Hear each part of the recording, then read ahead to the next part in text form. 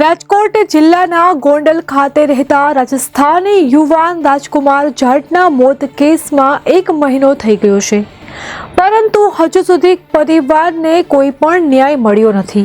વાત જ્યાં હતી ત્યાં જ થઈને ઊભી છે અને રાજકુમારની હત્યાને અકસ્માતમાં ખપાવવામાં આવ્યો હોય તેવા પરિવાર સતત આક્ષેપો કરી રહ્યા છે અને સાથે સાથે ન્યાયની પણ માંગ કરી રહ્યા છે। છતાંય પરિવારને ન્યાય નહીં મળતા આક્રોશ સાથે પણ પરિવાર એક જ માંગ કરી રહ્યો છે કે સમગ્ર મામલે કેસની તપાસ સીબીઆઈને સોંપવામાં આવે। તો વિવિધ સોશિયલ મીડિયા પ્લેટફોર્મ તેમજ #ટ્રેન્ડિંગ અને સડકથી લઈ તો સદન સુધીના આ આંદોલનમાં હવે કેસની તપાસ સીબીઆઈને સોંપવામાં આવે તેવી માંગ કરવામાં આવી રહી છે। સાથે સાથે મૃતકના પિતાએ નાર્કો ટેસ્ટની માંગણી કરી છે।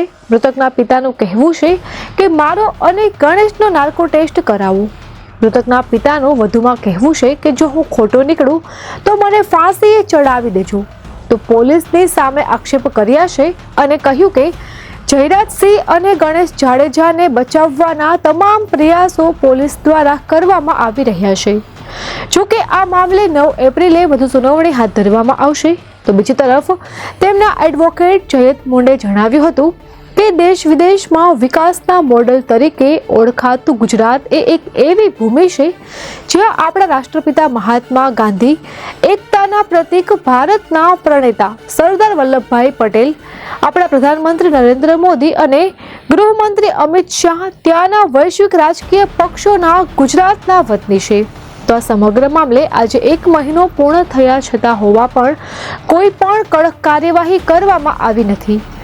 તેમણે વધુમાં જણાવ્યું કે #ટ્રેન્ડિંગ વિધાનસભા લોકસભામાં અનેક રજૂઆત બાદ પણ હવે વિડીયોના માધ્યમથી વડાપ્રધાન નરેન્દ્ર મોદીને અપીલ કરવા માંગીએ છીએ કે ગુજરાતમાં ગોંડલની અંદર બાહુબલીઓનું રાજ છે, મિર્જાપુર છે, તો તેને દૂર કરી લોકતંત્ર પર ભરોસો આવે તે રીતે આ કેસની તપાસ સીબીઆઈને સોંપવામાં આવે અને રાજસ્થાન વાસીઓને ન્યાય અપાવવામાં આપ મદદરૂપ બનો તેવી અપીલ તથા વિનંતી કરી રહ્યા છીએ।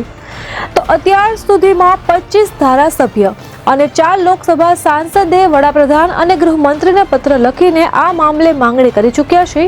તો કેન્દ્રીય મંત્રી ભગીરથ ચૌધરીએ પણ માંગણી ઉઠાવી છે। તો રાજસ્થાન વિધાનસભામાં કિશનગઢના ધારાસભ્ય વિકાસ ચૌધરીએ સીબીઆઈ તપાસની માંગ કરી હતી। તો બીજી તરફ હનુમાન બેલીવાલ અને ઉમેદરામ બેનીવાલે પણ લોકસભામાં આ મુદ્દો ઉઠાવ્યો હતો। તો કેબિનેટ મંત્રી કન્હૈયાલાલે પણ આ મામલે વડાપ્રધાનને પત્ર લખ્યો છે। અમારી તમામ માહિતીથી અપડેટેડ રહેવા માટે જોડાયેલા રહો ત્રિશુલ ન્યૂઝ સાથે।